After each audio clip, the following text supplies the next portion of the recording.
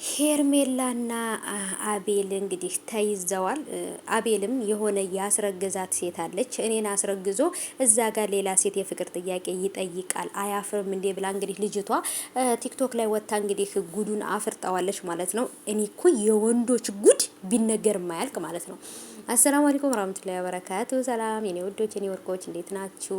ሰላም ናችሁ ወይ? ውሏችሁ እንዴት ነበር የኔ ውዶች? እንግዲህ በድጋሚ ተመልሼ መጥቻለሁ ማለት ነው የኔ ውዶች። እንግዲህ የሆነች ነገር አየሁኝና እንግዲህ በሷ ላይ ለመናገር ነው የመጣሁት ማለት ነው ውዶቼ። ብቻ ከባድ ነው ገና በነገራችን ላይ ከዚህ ነገር ራሱ ከዚህ በላይ ከባድ ነገር ይፈጠራል። ምክንያቱም ያው እንግዲህ አቤልና ሄርሜላ አንድ ቦታ ተገኙ፣ አንድ አልጋ ቤት ውስጥ ተገኙ ምናምን የሚለው ነገር አይደለም የሚገርመው ማለት ነው።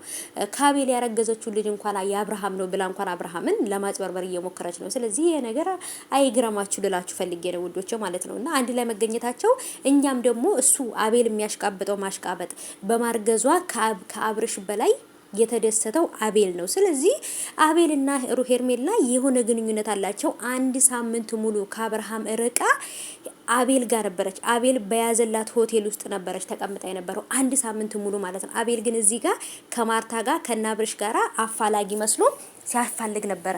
አውቆ ራሱ ደብቋት ነው አልገኝ ያለችው ማለት ነው። ምክንያቱም እሱም የሚጠቁማቸው የማትገኝበት ቦታ ነው የሚጠቁማቸው እንጂ ወደ የምትገኝበት ቦታ አይጠቁማቸው ማለት ነው። የተሳሳተ መረጃ ስለሚሰጣቸው ብትፈለግም አልጋ አልተገኘችው። ምክንያቱም አውቃ ተደብቃ ስለሆነ አቤል ጋር እየተነጋገሩ ያሉት ነገር አለ።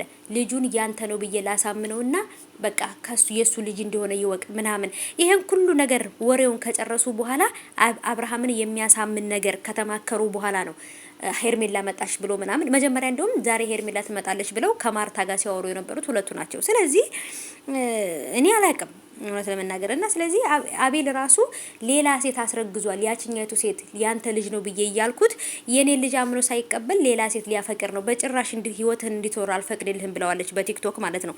ስለዚህ የአቤልም ጉድ ወጥቷል። ገና የነዚህ ልጆች ጉድ እኮ ተደብቆ አይቀርም። ገና ይወጣል ብዙ ጉድ።